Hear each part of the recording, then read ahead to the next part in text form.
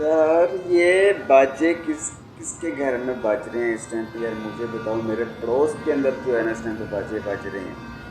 चलो वीडियो बनाते हैं। अस्सलाम ख़वातीन हज़रात, उम्मीद करता हूँ सब खैरियत से होंगे, तंदुरुस्त होंगे, हैप्पी होंगे। तो यार आज बात करेंगे हम 14 अगस्त के बारे में। जैसे ही 14 अगस्त का पहला दिन अभी शुरू हुआ ही होता है, कि मतलब अभी 1 अगस्त ही सिर्फ आई होती है, मतलब यकम अगस्त। जैसे ही यकम अगस्त स्टार्ट होती है तो सारी पा करके ये पीपड़ियाँ बाजे बच्चों के लिए बजना शुरू हो चुके होते हैं। और जैसे ही पीपड़ियाँ बाजे मार्केट में आते हैं तो सबसे पहले बच्चे ही इनके ऊपर अटैक कर रहे होते हैं। सुबह जैसे ही होती है तो बस भाई पा की बातें ना स्टार्ट हो चुकी होती हैं। और ये सिलसिला जो है जैसे जैसे 14 अगस्त करीब आ रही होती है वैसे वैसे ही ये सारी पीपड़ियाँ बाजे जो है अपने अरूज पे जा पहुंचते हैं। और जब 14 अगस्त की पहली सुबह हुई होती है तब सडनली ये आवाज सुनने को आपको पहले ही मिल जाती है।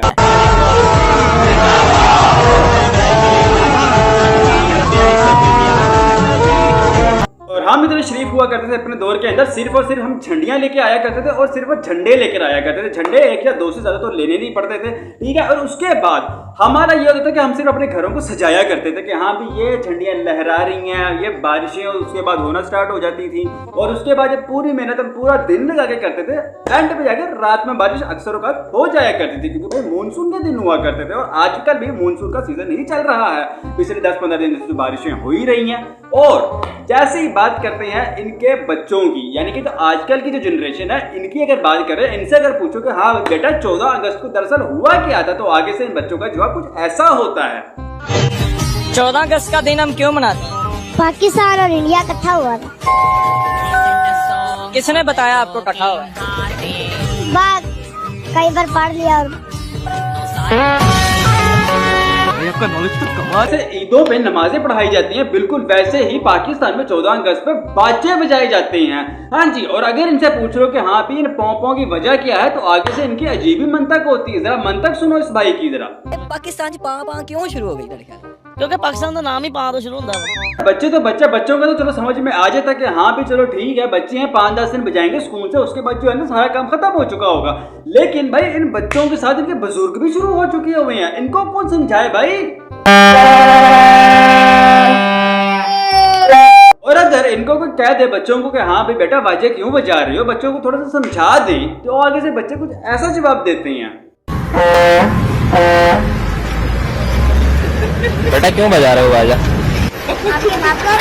ना ही ये रोड हमारे बाप का है, ना ही तुम्हारे बाप का है। ये रोड जिस बाप का है, अगर हमने उसके बारे में कुछ बोल दिया तो फिर तो सीधा वीगो डाला ही घर आएगा, और तो कुछ भी नहीं होगा। और उसके बाद हमारे मुंह से सिर्फ एक ही बात निकलेगी कि गाली भैया मेरा मुंह गाली कर गई, मेरी जबान टूट गई यार। ओए क्या कर रहा है? क्या कर रहा है? इस तरह के बच्चों को ना आखिर में सजा मिल ही जाती है। उसकी संगी के अंदर जो है ना बच्चे की, वो फंस चुकी है पीपड़ी। क्या खाया तूने? किसने बोला था? बजा दोबारा कर।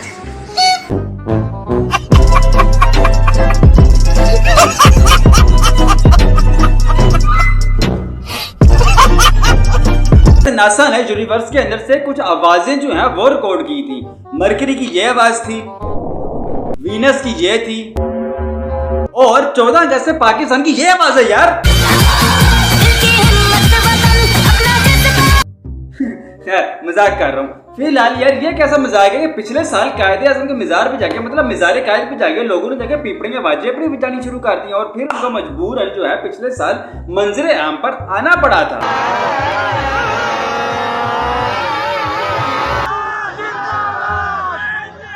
जो भी हो, चाचू ने एक्टिंग बड़ी कमाल की है। आय हाय हाय हाय, क्या एक्टर है चाचा। यार ये तो अभी कुछ भी नहीं है, अभी तो वो बाइक्स आएंगी जिनके सेंसर उतरे हुए होंगे, और उन्होंने जो आके खाप डाल ली है पूरे गली मोहल्लों के अंदर। ओए ओए ओए ओए यार, नासूर किस्म की आवाजें आ रही होती हैं। यार ये कौन सी जश्न आज़ादी मनाई जा रही है जहाँ पे जो है आप जो है कान पकड़ के बैठ जाते हो कि हाँ बस यार ये 14 अगस्त एक दफा खत्म हो जाए और हमें कुछ भी नहीं चाहिए लाइफ से। वैसे हमारी कौम जो है अर्तुगरुल ड्रामे से इतनी ज्यादा इंस्पायर हो चुकी हुई थी कि इस कौम को फतूहात के लिए और तो कुछ मिला नहीं, लेकिन इन्होंने मिज़ार कायद को ही फतह कर लिया है।